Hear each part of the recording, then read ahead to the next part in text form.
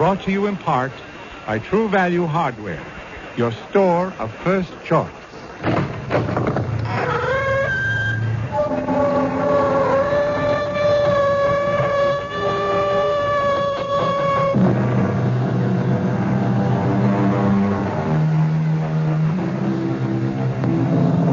Come in. Welcome. I'm E.G. Marshall. Welcome to the world of your own terrifying imagination. There are people who suddenly find themselves tortured and taunted by a fragile wisp of a memory. It's the memory of something they may have said or something they think they did. Exactly what it was has been long forgotten. But now it must be paid for. And the price? Life itself.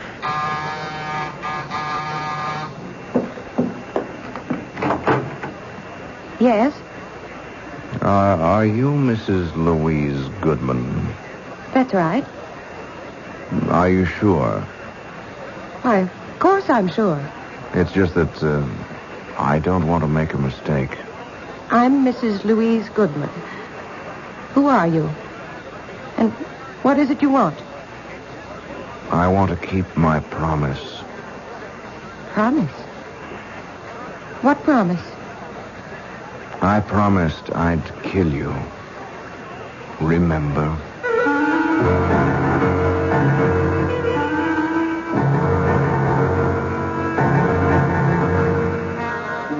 Our mystery drama, A Little Night Murder, was written especially for the Mystery Theater by Sam Dan and stars Tony Roberts. I'll be back shortly with Act One.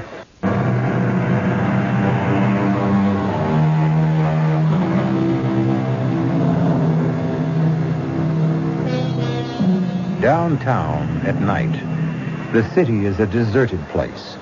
The lofty office buildings, those gleaming towers of glass and steel, stand quiet, empty and foreboding, like ancient temples. And like the ancient temples, they also have their priestesses. These are the ladies who enter at night with mops and brooms and vacuum cleaners to clear away the debris of the day's worship and purify the offices for tomorrow's rituals. We are concerned now with one of these, a sturdy, middle-aged woman named Mary Margaret Cannon. Steady, hardworking, no nonsense. But on this Friday evening, something seems amiss. Mary Margaret is pale. She's nervous. And every now and then she stops working and just listens. Someone there?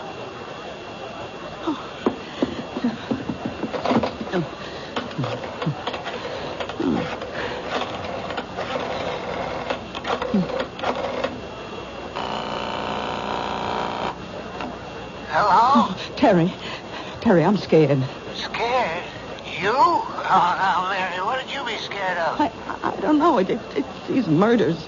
Murders? These women who've been getting killed. Well, I'll come and stay with you if you want. Oh, please. I'm so nervous, so jumpy. I'm so scared. Yeah, but why? I just don't know. Terry. Yes? I hear someone coming. Are you sure? I hear someone. Terry. I'll hang up and call the police. Oh, no, don't. It's just the guard. Yeah, you see? Now, is everything okay? Oh, yeah. Look, you just forget I called and get your rest. Oh, good evening, Tom. Oh, you're not Tom. No. I'm the new man, Mrs. Cannon. Oh, well, what happened to Tom? He called in earlier today. He said he was sick. They sent me down to relieve him. How'd you know my name? Oh, Tom told me. I asked him, who's in the building tonight, and he said, just Mrs. Cannon. But what? Tom doesn't know my last name any more than I know his. We're just Mary and Tom. How did you know? Why shouldn't I know your last name? You know mine. How? How would I know your last name? It's Jackson. Remember? Little Peter Jackson? I never saw you before in my life. Oh, you did. Yes, you did. What do you want? I want to keep my promise.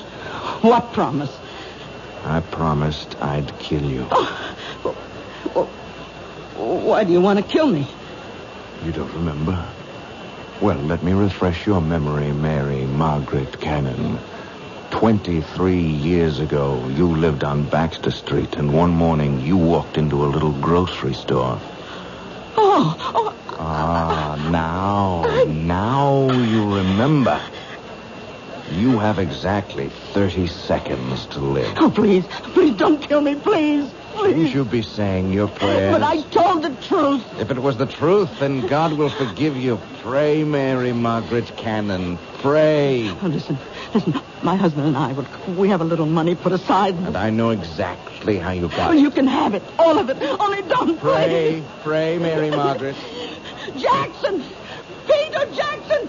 Maybe 30 years old, tall, thin, blonde. Don't shout. No one can hear you. They'll hear me. They'll arrest you and hang you. His name is Jackson.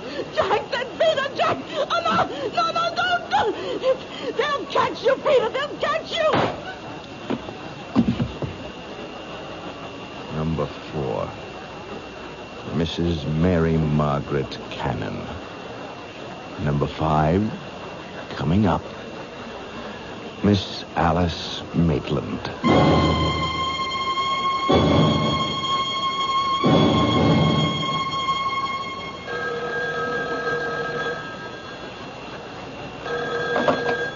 Captain Blake. Yes, Commissioner. Commissioner, I understand you. Listen, if you think somebody else can run it better, then get somebody else. I agree, sir. Yes, sir. No need for any of us to blow his stack. Absolutely, sir. Yes, I'll keep you informed. Wow, we got a pretty good one here. Is this your first mad killer assignment, Lou? Yeah, I guess so, Captain. Mad killers, mad bombers, mad stranglers, you name it. You get one every 10, 15 years. You can count on it. You get a rash of absolutely senseless killings. No motive, no rhyme, no reason. Should we talk to her husband again? What for? All he's going to tell us is what a great lady she was and how neither of them ever had any enemies. Captain Blake, just suppose it isn't a mad killer. 4 murders in 11 days. Number 1, Mrs. Martha Denson, shot while parking her car late at night. Number 2, Mrs. Janet Drew, shot in her backyard.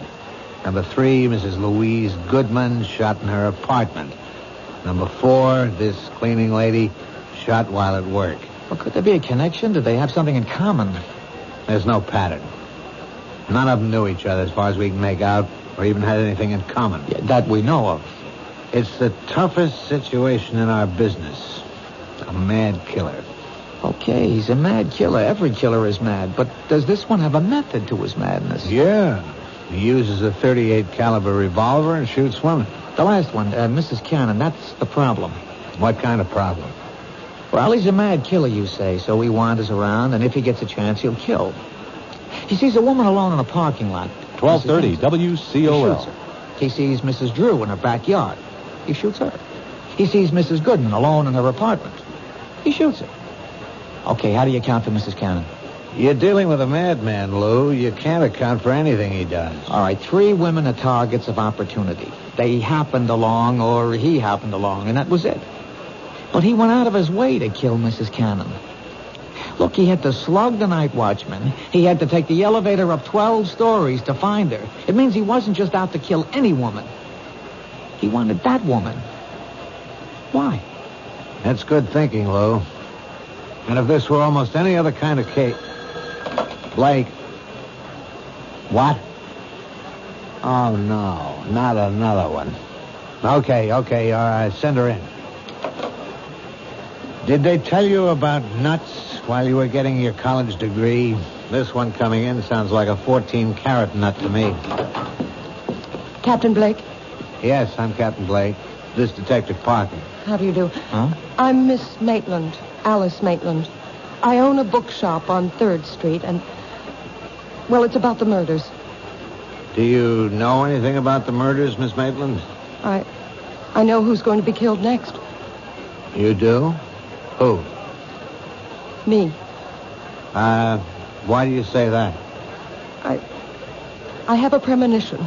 I see. I know what you gentlemen must be thinking. You're convinced I'm a hysterical woman or a crank. No, but Miss Maitland, do you have any enemies? I don't know of any. Well, we know there's a homicidal maniac loose. It's true he may strike at anyone. That's not why I'm here. I know he's going to strike at me. Well, what reason would anyone have for killing you? What reason was there for killing those other women? You say your shop is on 3rd Street. I'll see that the officer on the beat keeps an eye on the place. Yes. I just thought I should tell you. That's all anyone can do, I suppose. Goodbye. Goodbye, Miss Maitland. Now, Lou, you have just conversed with an authentic member of the Nut Club. I don't know about that, Captain. She's a charter member. She belongs to the I'm the Next Victim chapter. I still say she's not a nut. Maybe not. Maybe she's just some poor little dame half scared out of her wits. Oh, she was calm. She was very calm. As a matter of fact, it's as if she knows what she's talking about.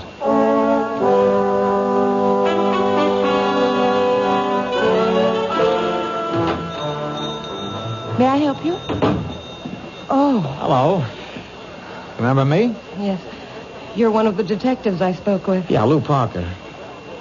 Tell me why you came to police headquarters with a story that, well, rationally, it doesn't make sense. You said as much yourself.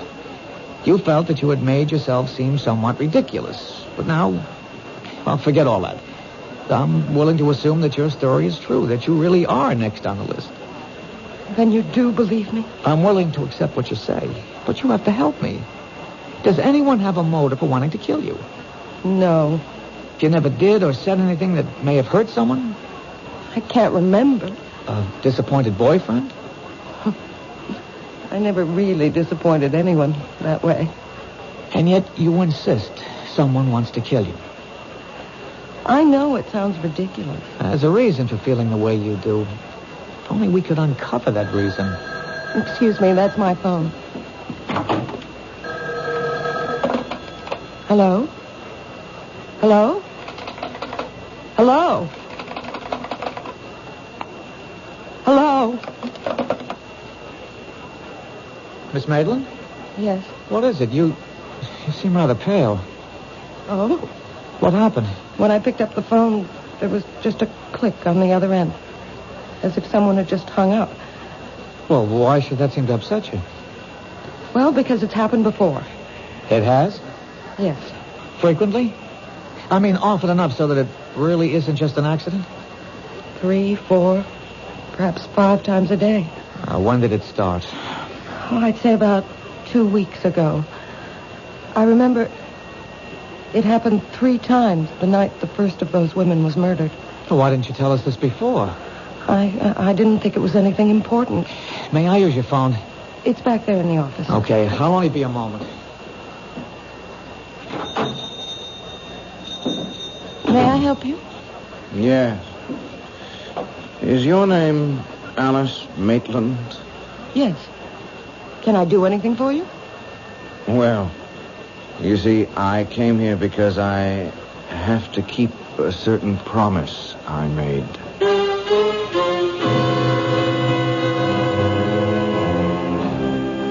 Say what you will about this young man. He has at least one redeeming feature.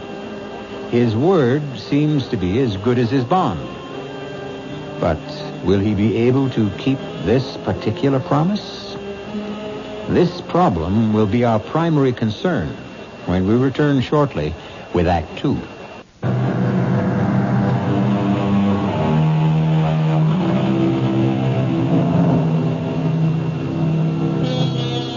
At one time, a young man named Peter Jackson has made the same promise to several women.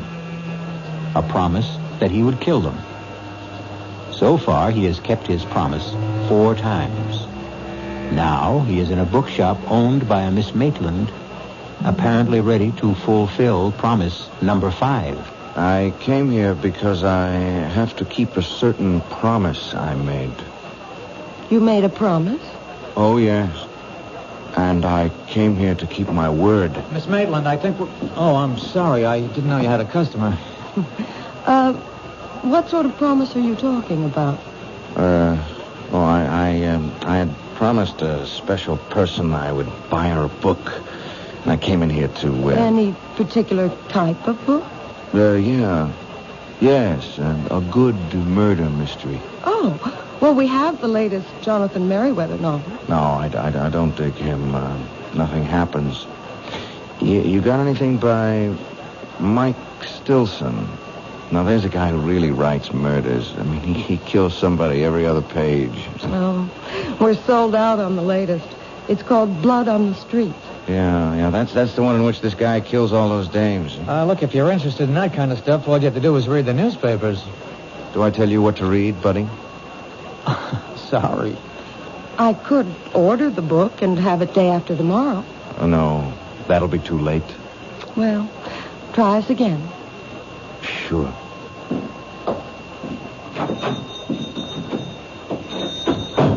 Well, there's a guy with gruesome tastes. Well, takes all kinds. Hey, you know, he's a great Mike Stilson fan, and he thinks nobody knows it. Who? My boss, Captain Blake. You're kidding. Hey, this is the very first time I've ever seen you smile. Oh, I smile a lot. It's just recently. I told Captain Blake about the calls. And? Well, you never know. He just grunted and said, I'll stay with it. What time do you close? Just about now. I'll take you home. I live in this building, 2 flights up. Well, how about some dinner? Oh, you don't have to. You asked for police protection. Is that the reason? Line of duty? Well, yes and no. I'd like to. Except that, well, it's the end of the month and I'm swamped with paperwork. Well, this neighborhood seems safe enough. It's busy. And that diner across the street stays open all night. Look, keep this card handy at all times. It's got a special phone number. Now use it. Anytime you're disturbed by anything at all, no matter how slight or trivial, don't feel embarrassed. Just get on the phone.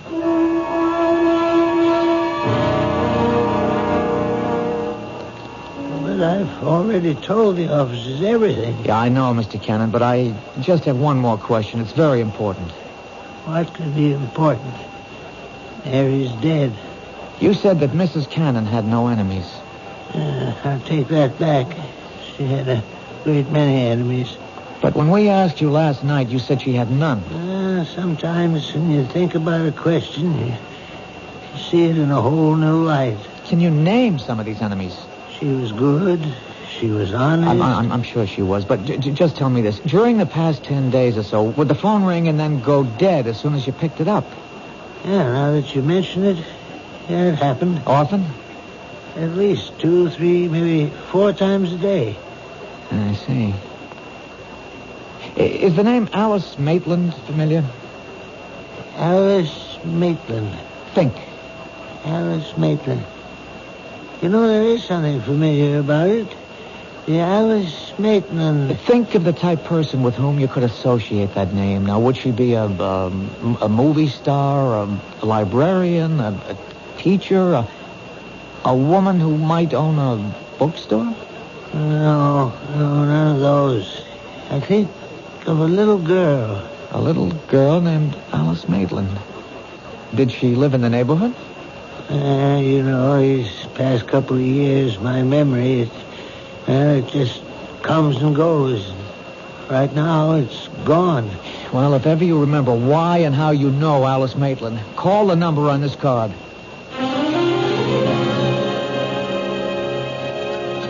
I'll have another cup of coffee, please. Are you waiting for somebody, mister? Well, not exactly. Why do you ask? Oh, well, now you've been sitting around for hours drinking the stuff. The coffee in this joint that good? Look, don't be frightened. Oh, who's frightened? Well, you are, so, just look at this. Look. Oh, you're a cop. Uh-huh. Yeah, I was beginning to think that you could be that mad killer. Well, it could be just about anybody. I hope I didn't scare you too badly. Well, the truth is, I wasn't that much scared for myself. No? But You've just been staring at that building across the street. I got the idea you were watching for something. Are you? Well, maybe. Could I have change for the telephone, please? Thank you.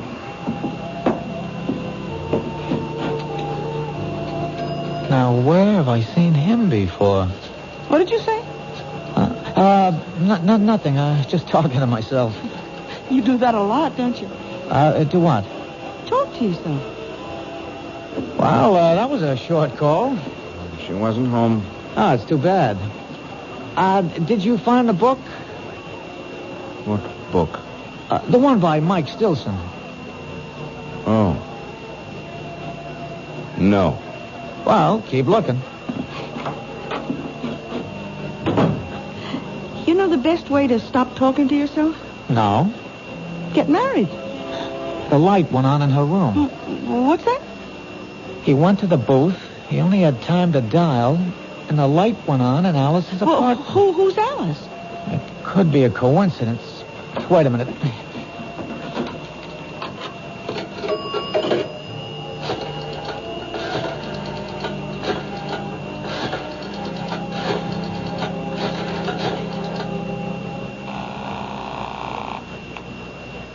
Hello?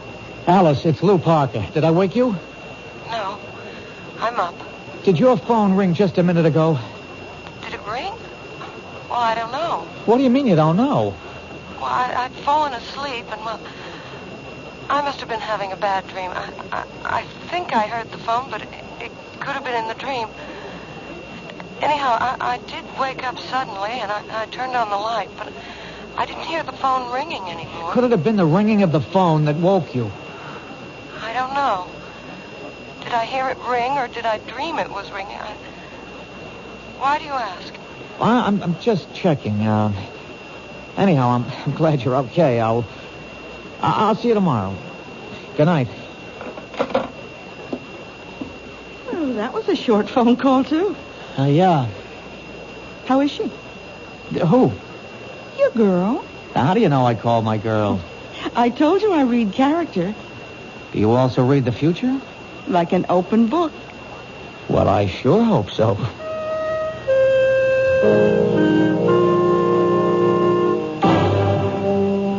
Captain, we got ourselves the killer. Oh, how can you be sure of your guy? I saw him in the bookshop. Does that make him a suspect? Maybe he likes to read. Then again in the diner. He may have been hungry. He didn't eat. He just went into the phone booth. He didn't even make a call. He was in there just long enough to let the number ring, and then he was out. So? So the light went on in Alice's, Miss Maitland's apartment. You mean he called her and hung up? Well, what? she isn't sure. How can she not be sure? The phone rang or it didn't? It isn't that simple. You see, she was asleep and she can't be sure. If it was the ringing of the phone that woke her up, or if the ringing of the phone was part of her dream. Good luck. Look, Captain Blake, there's something about this guy. He's young, about 30-ish, thin, blonde, very hard line to his mouth. Lo, I think you better report in for general duty. This case is getting to you. Well, Captain, please. It's no reflection. It's even to your credit. It shows you care about people. Captain, let me have one more day. All right, Lou. 24 hours.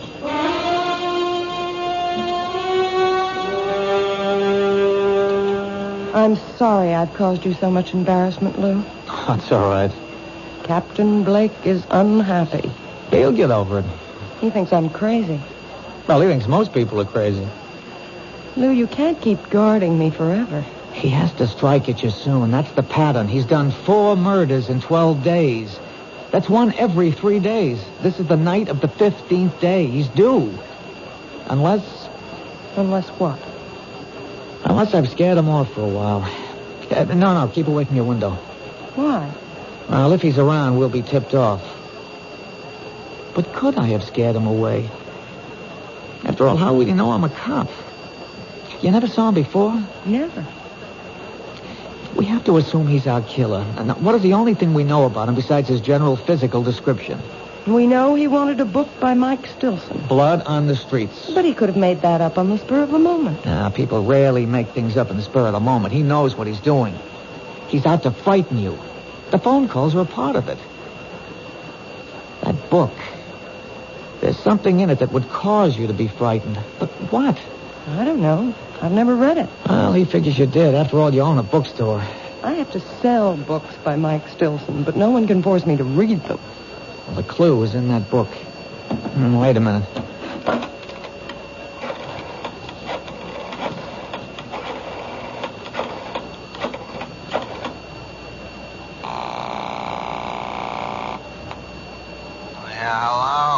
Captain Blake, it's Lou Parker. Do you know it's 2 a.m? Yes, sir, but I'm calling in the line of duty.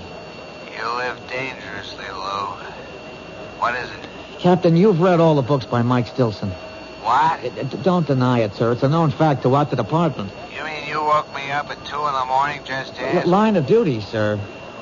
If I read those books, it's only because I get a good laugh at how unrealistic they are. Captain, what's the story of blood on the streets? Lou, I hope your patrolman's uniform still fits. I'll be able to prove this is the line of duty. Yeah, Alice, pick up in your extension. Well, in a nutshell, a bunch of spoiled, rotten rich kids are kind of high. They're joyriding in this sports car, and they run down and kill this harmless old gent. The harmless old gent has a son. The son comes back from Vietnam. He swears he'll have revenge, so he shoots the joyriders one by one. That's it? That's it. And it better be line of duty. Well, Alice? No. I was never involved in anything like that. Does it remind you of something that might be similar? No. But it has to. Think. I hope you don't mind if I answer your phone. Hello? Detective? Yes. He's here. You know, Blondie. He's sitting at the counter. He's having a ham sandwich and a glass of milk. Thanks. He can't see me, but I can see him. Oh, he's headed for the phone booth. Oh, good work. We better hang up. What is it, Lou? Well, right now, right here and now, we're going to find out. If that telephone should ring...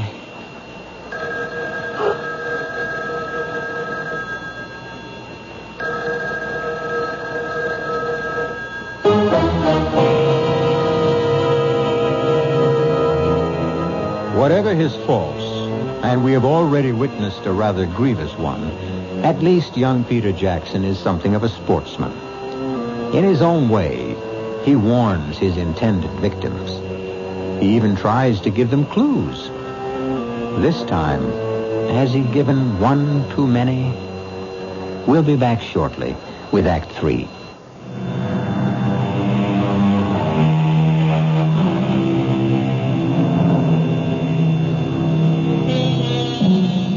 What would our civilization be without the telephone? Imagine your life without it. And the way the telephone works, it requires two people to complete a call. However, some of the most eloquent conversations can be carried on when there's no one at the other end, as you shall hear. Answer it, Alice. Answer it. Hello?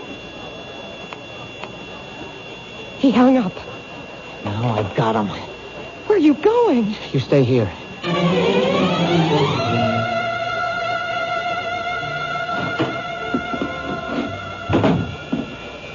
Hi, Detective. Where is he? Blondie?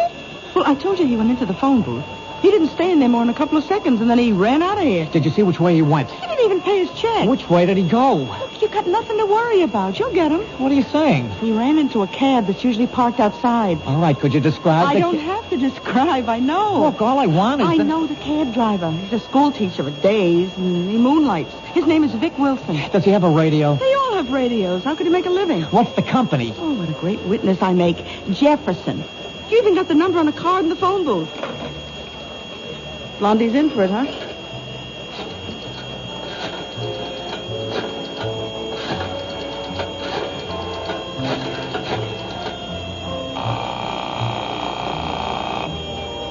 Jefferson Cabs. This is a police call. You have a driver, Vic Wilson. He's on a job right now.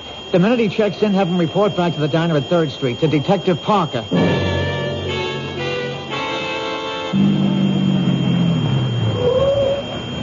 Detective Parker? Yeah.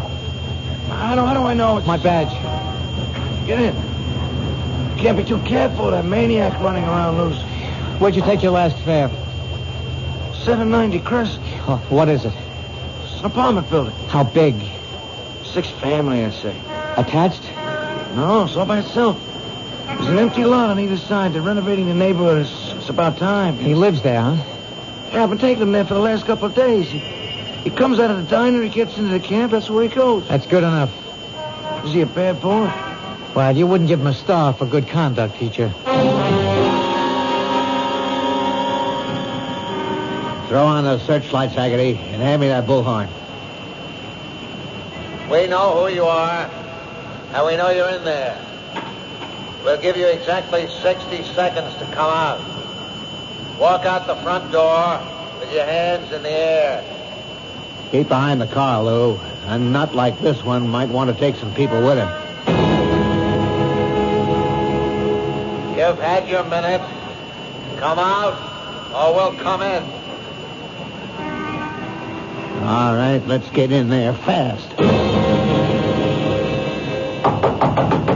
Open up, police. All right, stand to the side of the door, Lou. Cover me.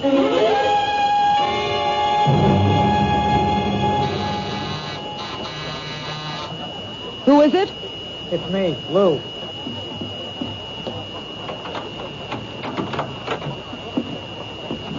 Lou. Lou, what happened? Well, You didn't get him. no, we didn't get him. Maybe it was the wrong house. No, the cab driver insists that's where he's been taking him. Then what happened? Oh, he's smart. He has himself dropped off at a false certain address in case he's being tailed, and then he sneaks out. Makes sense. Of course, Captain Blake doesn't believe a word of it. But, Lou... Oh, come on. 6 families live in that house. 6 ordinary, law-abiding families, and we rouse them at 5 in the morning and search the place. How angry is Captain Blake? Well, if he ever gets over it, I may wind up working nights in charge of the property office. Otherwise, I'm pounding a beat down along the docks. It's my fault. No. How do I really know I'm in danger? Why isn't this the product of an overwrought imagination? And the phone calls? Coincidence. And the guy in the bookshop? And we see him again in the phone booth just before your telephone rings? It could all be coincidence. I can't accept that. Captain Blake does. As far as I'm concerned, you're in danger, and you're convinced of it too, aren't you? But I don't have to be right. We can't take any more chances. Now, I'm going to stay here with you for another hour. By then, the stores will be open, and we'll buy you a small .25 caliber revolver. No. I'll arrange for a permit, and I'll show you how to use it. But I can't stand the sight of a gun. Alice, if a man is determined to kill you, all the advantages are on his side. We have to reduce the odds. I couldn't own a gun. I couldn't use one even if it meant saving my life. Now, Alice, I don't want to say that sounds silly, but... I don't think I can ever forget. Forget what? Well, I was standing right next to a man once who was killed by a gun. When? Oh, years ago. I was about 6. Who was killed? A very nice man. He was our grocer, Mr. Jackson. It was the day after New Year's, and Mama sent me out to buy...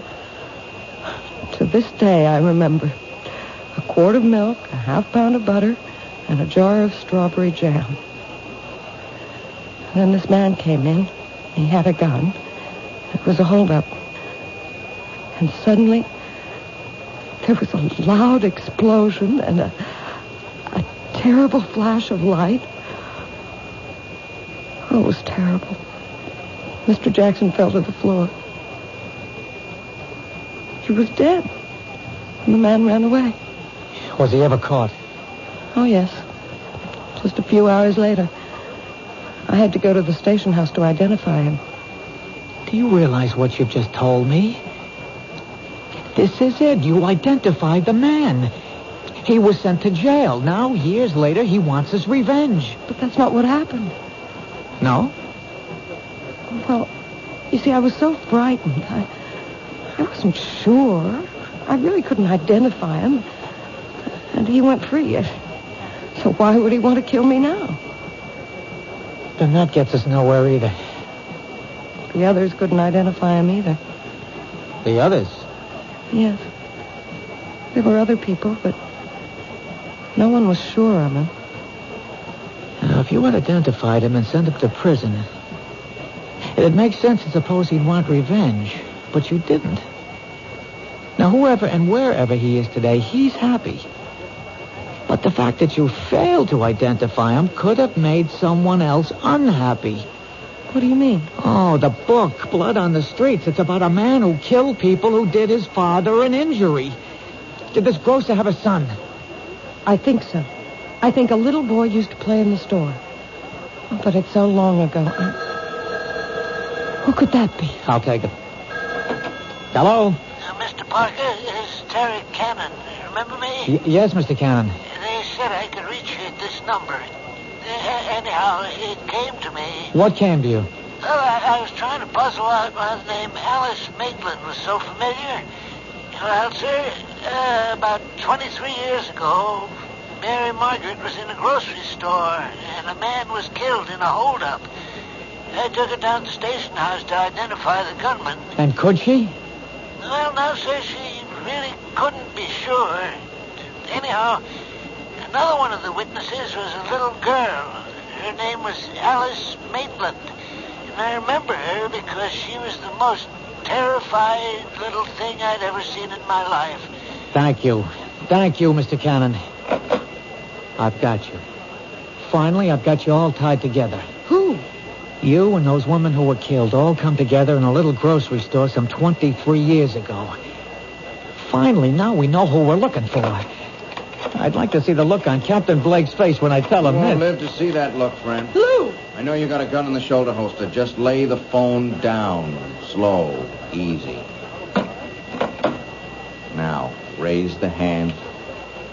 Slow. Easy. That's fine. Just keep them there. I guess your name is Jackson. Peter Jackson, Jr. You figured it out. So I figured I'd have to come back and get both of you. The hands stay up. Well, it's too late, Peter. We know about you. Yeah, you know about me, but the other cops don't. See, I was in the house across the street when you staged the raid. I thought I'd die laughing. I learned never to get dropped off where I live. That way you don't get surprised. You won't get away with it. Oh, I'll get away with it. She's the last one. I'm sorry about you, but I'll walk out of here. And who'll know it was me? But why her? She was just a kid. She lied. But I didn't know. I really didn't know. Yeah, that's what they all said, but they were lying. They were bought off. All of you were bought off. Come on, Peter, talk sense. My father is murdered, and the law lets a killer go free, and you want me to talk sense?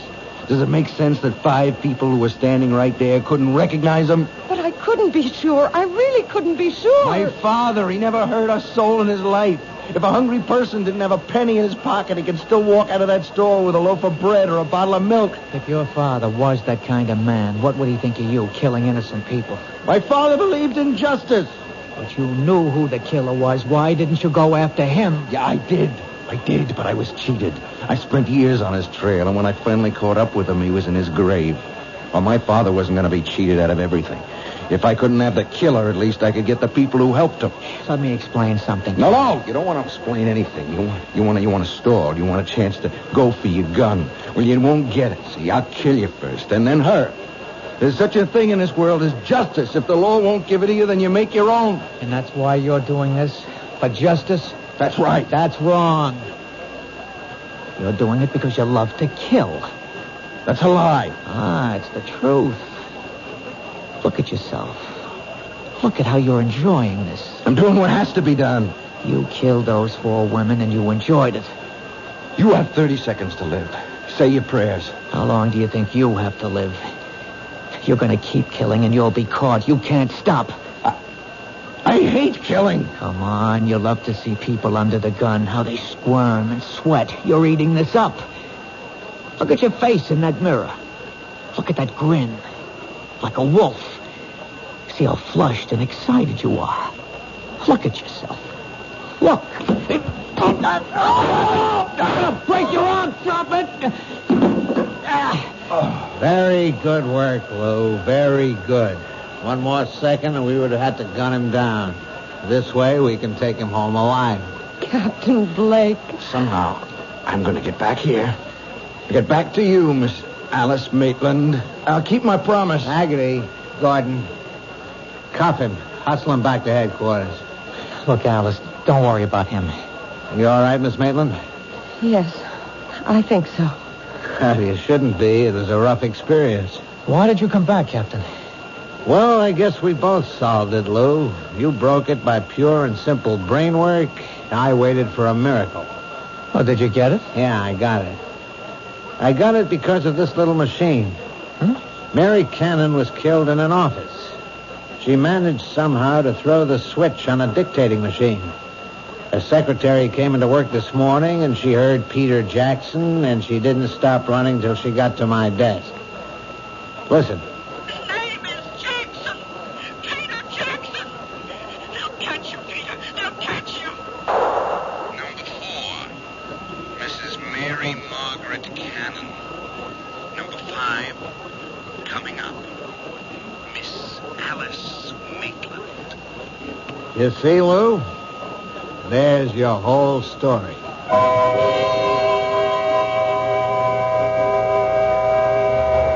Of course, that isn't our whole story.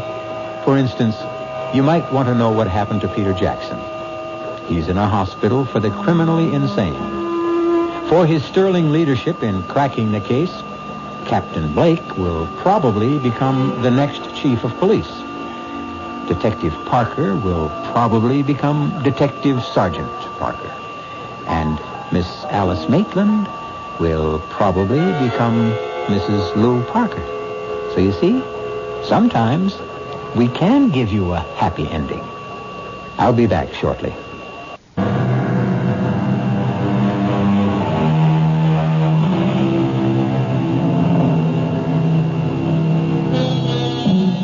The story you have just heard was concerned with the most precious concept the human race has ever created, justice.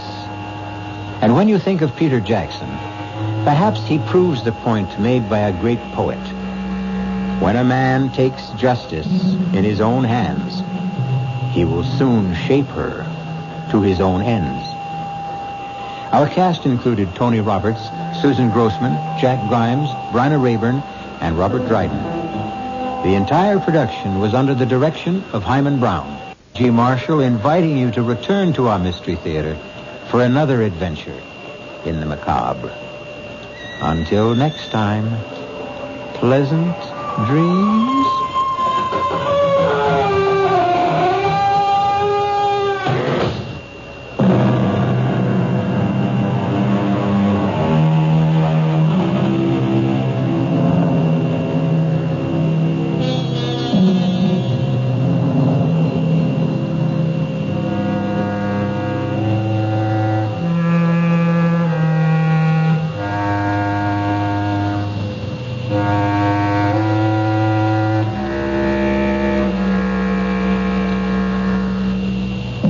Central Ohio's favorite music is on 1230 WCOL Columbus.